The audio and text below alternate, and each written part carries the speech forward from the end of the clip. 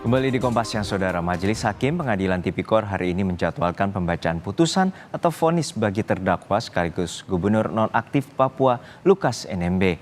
Namun pembacaan putusan terpaksa ditunda karena NMB sakit dan tengah dirawat. Di awal persidangan, jaksa menyebutkan terdakwa Lukas NMB tidak dapat hadir dalam sidang karena tengah dirawat di RSPAD Gatot Subroto sejak tanggal 6 Oktober.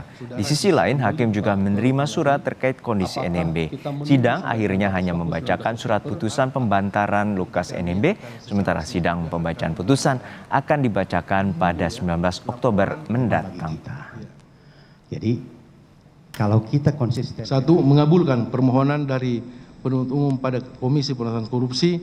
Dua, memerintahkan kepada penuntut umum pada Komisi Pemberantasan Korupsi untuk melakukan pembantaran terhadap penahanan terdakwa Lukas NMB sejak tanggal 6 Oktober 2023 sampai dengan tanggal 19 Oktober 2023 di Rumah Sakit Pusat Angkatan Darat Gatot Subroto, Jakarta. Tiga, memerintahkan kepada penuntut umum pada Komisi Pemberantasan Korupsi untuk melaporkan perkembangan kesehatan terdakwa kepada majelis hakim untuk dapat ditetapkan sidang selanjutnya. Demikian ditetapkan pada hari Senin, tanggal 9 Oktober 2023 oleh kami, Rianto Adam Ponto SIMHUM sebagai Hakim Ketua Majelis. Lebih lengkap soal jalannya sidang vonis Lukas NMB yang saat ini ditunda, kita tanyakan langsung pada jurnalis Kompas TV Nanda Aprilia di Pengadilan Tipikor, Jakarta.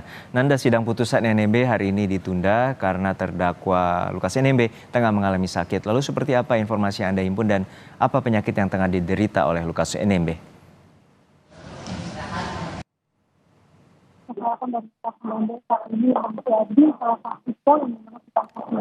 Lukas NMB saat ini menjadi salah satu poin di mana sidang putusan atau vonis berlangsung hari ini kemudian ditunda sampai dengan tanggal 19 Oktober 2023 mendatang.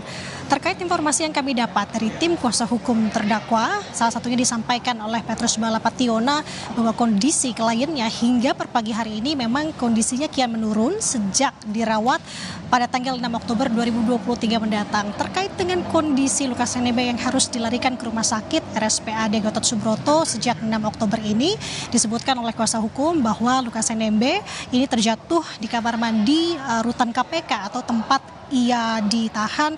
Kemudian kalau menurut hasil ronsen ataupun dari hasil kedokteran disampaikan oleh tim kuasa hukum bahwa memang dari hasil ronsen menunjukkan dari bagian kepala Lukas NMB ini mengalami bocor di bagian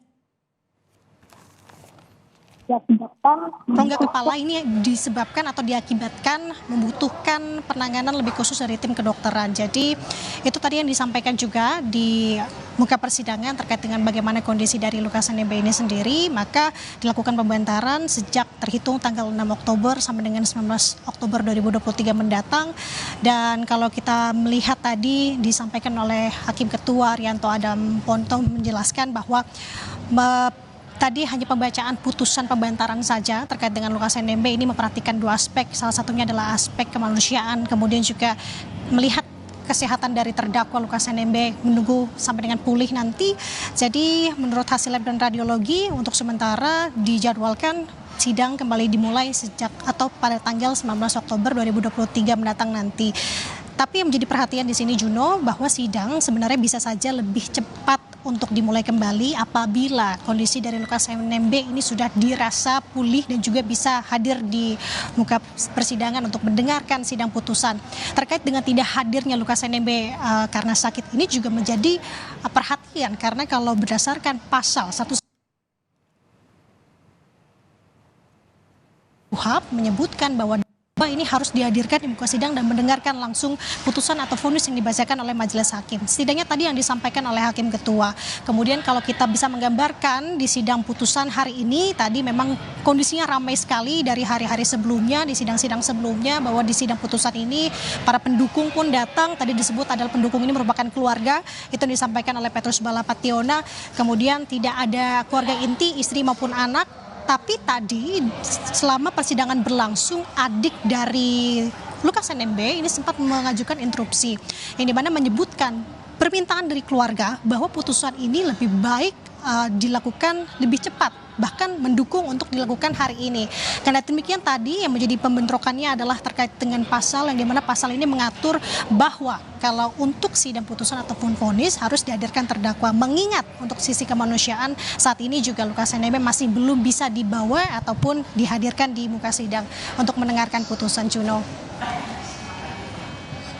Baik, terima kasih atas laporan lengkap Anda, rekan Nanda Aprilia dari Pengadilan Tipikor Jakarta.